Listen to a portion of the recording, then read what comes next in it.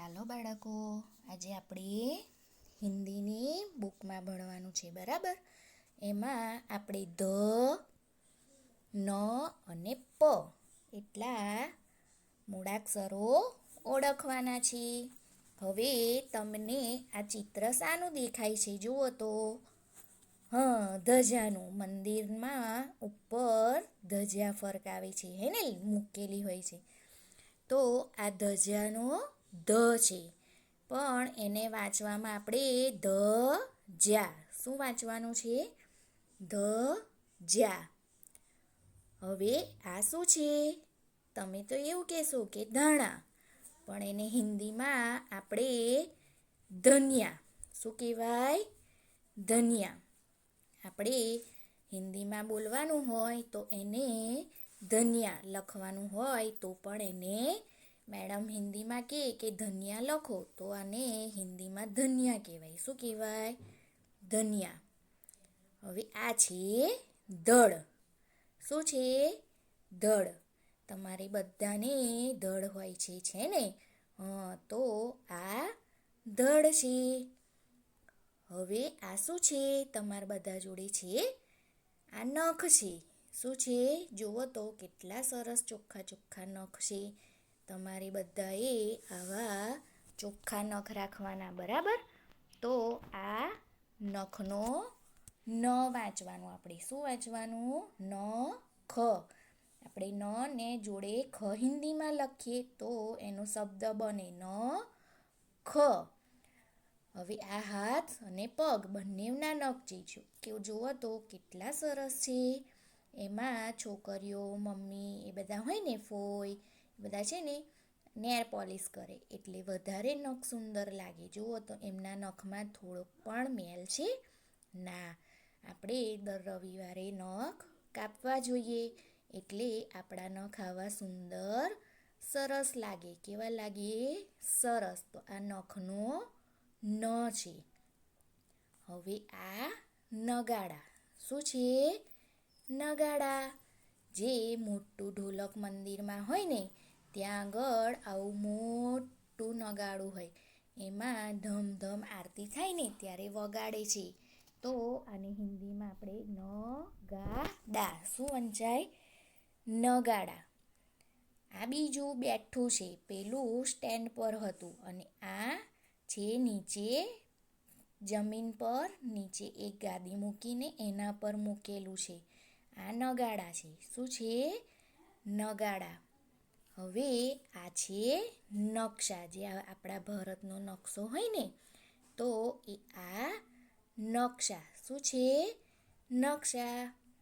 હવે આ છે નથ. મમ્મી બેન નાકમાં નાની નાની ચૂની વીંધે છે, પહેરે છે ને ચૂની, એને હિન્દીમાં નથ કહેવાય. શું કહેવાય? નથ. તો આ નથ છે. પણ લગ્ન હોય ને ત્યારે આવી મોટી પહેરે છે એટલે એમનું મોં સુંદર લાગે. તો આ નથ છે. શું છે? નથ. હવે આ છે, હવે આપણે પ શીખીશું. તો આ પલંગનો પ. શાનો? પલંગનો પ. હવે તો બધાના ઘરે લાકડાના પલંગ હોય છે, હે ને? ઘણાના લોકોને ઘેર પહેલાંના જમાનામાં લોખંડના હતા, પણ હવે તો સ્ટીલના પણ થઈ ગયા છે. તો આપણે લાકડાનો બતાવ્યો છે, એને પલંગ કહેવાય. શું કહેવાય? પલંગ. હવે આ તો બધાને જ ઓળખતા આવડે છે ને? શું છે? પતંગ. શું છે? પતંગ. તો આ પતંગનો પ. હવે આ શું છે? પગડી. એને હિન્દીમાં આપણે પગડી. જુઓ તો કેવી છે? બાંધણીની છે. બધા મિક્સ કલર અંદર આપેલા છે ને? એટલે આને હિન્દીમાં આપણે પગડી. બધા એવું કે પગડી પગડી એવું બોલે, પણ આપણે હિન્દીમાં એને પ-ગ-ડી વાંચવાનું છે. શું વાંચવાનું છે? પ-ગ-ડી. હવે આ જુઓ, બધી અલગ અલગ કલરની અને અલગ અલગ જાતની વારેલી છે. રબારી લોકો હોય ને એવી આ સફેદ પહેરે. પછી બહુ જ ઉંમરવાળા દાદા હોય ને એ પણ સફેદ પહેરે. લગ્નમાં અને વરઘોડામાં બધા અલગ અલગ પાઘડી બાંધે છે. તો એને આપણે પગડી બોલવાનું છે. શું બોલવાનું છે? પગડી. હવે આ છે કોને ઘેર સ્કૂટર, બાઇક, એક્ટિવા, રિક્ષા, ગાડી છે એને શું હોય છે?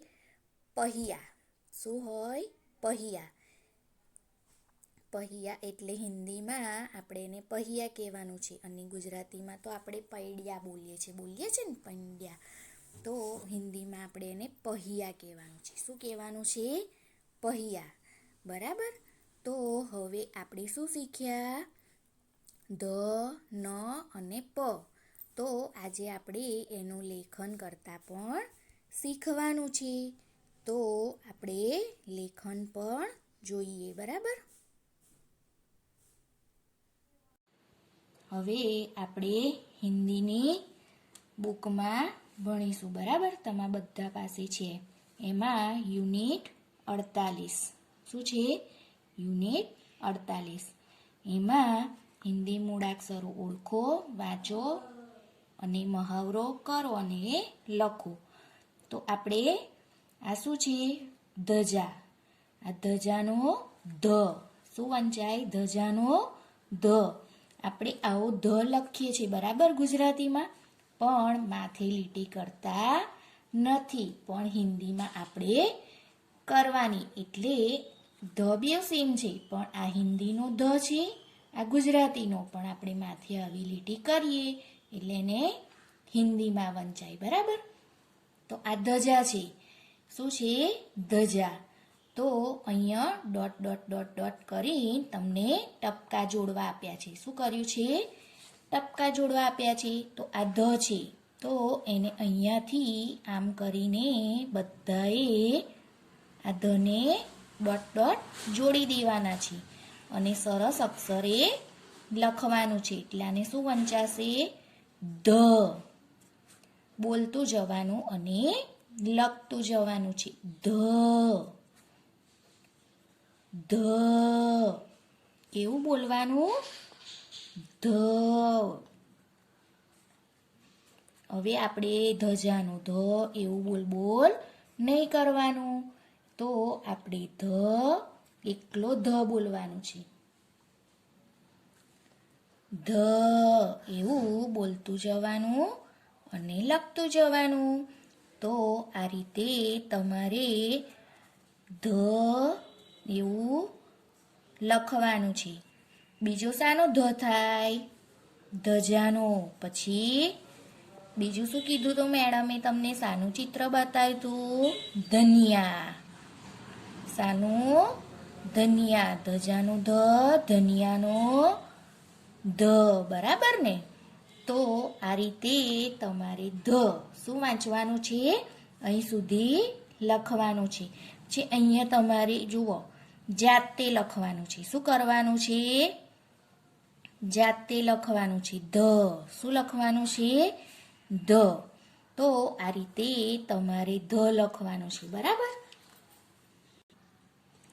હવે શું છે? ન. શું છે? ન. યુનિટ 49. કયું? 49. આ શું છે? નલ. આપણે પાણી શામાંથી આવે છે? નલમાંથી. તો આને નલ કહેવાય. શું કહેવાય? નલ. તો આ નને પણ ડોટ ડોટ આપ્યા છે આમ. અને સરસ મજાના આવી રીતે જોડી દેવાના છે. શું કરવાનું છે? જોડી દેવાના છે. એટલે નલ. શું વાંચવાનું છે એને? નલનો ન. નલનો ન. બોલતું જવાનું અને લખતું જવાનું છે. નલ. નલનો ન.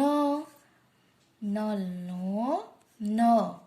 મેડમ તો બોલે છે પણ તમારે બોલવાનું નથી. તમારે શું બોલવાનું છે? ફક્ત નલ.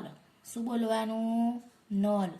તો આપણે પણ ન એકલો બોલતું જવાનું છે અને સાથે લખતું જવાનું છે. શું કરવાનું છે? લખતું જવાનું છે. તો આ રીતે તમારે અહીંથી અહીં સુધી ડોટ ડોટ આપ્યા છે એને ટપકા જોડી દેવાના નળના. પછી અહીંયા આપણે જાતે ન લખવાનું છે. શું કરવાનું છે? જાતે ન લખવાનું છે. તો આ નળનો ન માથે શું કરવાનું છે? હિન્દીમાં આડી લીટી. બરાબર ને? ભૂલાય નહીં, એનું ખાસ ધ્યાન રાખવાનું. હવે પ. શું છે? પ. તો આ શાનો છે? સરસ મજાની પતંગ આપી છે. શું આપ્યું છે? પતંગ. પતંગનો પ. પલંગનો પ. पहिયાનો પ. પાણીનો પ. પપ્પાનો પ. તો આપણે હિન્દીમાં પતંગ. શું છે? માથે આડી લીટી આપી છે. બરાબર? તો એને પણ ડોટ ડોટ આપ્યા છે. આમ કરીને આમ ડોટ ડોટ જોડી દેવાના છે એટલે પ વંચાય. શું વંચાય? પ. પ. પ. આપણે પ બોલવાનું છે. શું બોલવાનું છે? પ. પ બોલતું જવાનું અને લખતું જવાનું છે. પ. શું બોલ્યા આપણે? પ. પ. પ. પ. પ. પ. બરાબર? તો આ રીતે તમારે અહીં સુધી ડોટ ડોટ જોડી દેવાના છે અને અહીંયા આપણે પ લખવાનો છે અને આડી લીટી કરવાની છે. બરાબર? તો જ આપણો પ હિન્દીમાં વંચાય. નહીંતર શેમાં વંચાય? ગુજરાતીમાં. જો તમે આવી આડી લીટી ભૂલી જશો તો એ ગુજરાતીમાં ગણાઈ જશે, પણ આપણે તો હિન્દીમાં લખવાનું છે એટલે આપણે ઉપર માથે લીટી કરીને પ લખવાનો છે. પણ આ બે લીટીની અંદર જ લખવાનું છે. બરાબર? એની બહાર જાય નહીં, એનું ખાસ ધ્યાન રાખવાનું છે. તો હું તમને નોટમાં પણ લખતા શીખવાડું. બરાબર? હવે આપણે નોટમાં તમારા બધા જોડે હિન્દીની નોટ હશે છે. બનાવી જ છે આપણે. એમાં ધ લખવાનો 2 વાર, ન લખવાનો અને પ 2 વાર. એમ ઊભી લાઈનમાં આપણે અહીંથી અહીં આખી ઊભી લાઈનમાં લખવાનું છે. એટલે તમે બોલતા જાઓ અને લખતા જાઓ એટલે તમને મોડે પણ થઈ જાય. તો આ ધ. ધને નાની દાદાની લાકડી કરવાની અને ધ લખવાનું છે. શું લખવાનું છે? ધ. આ રીતે ધ લખતું જવાનું અને વાંચતું જવાનું. હવે શું છે? ન. ન. શું છે? ન. ન બોલતું જવાનું છે અને લખતું જવાનું છે. પછી આવશે પ. શું આવશે? પ. પ. પ. તો આ રીતે તમારે આખી લાઈનમાં લખવાનું છે. એક પેજ પર આખું છેક નીચે સુધીને લખવાનું છે. મેડમ તમને નોટો ચેક કરવા બોલાવશે તો તમારે લેખન જોઈશું. બરાબર? કે તમે કેવું લખ્યું છે, લેસન કરો છો કે નથી કરતા, એ બધું ચેક કરવામાં આવશે.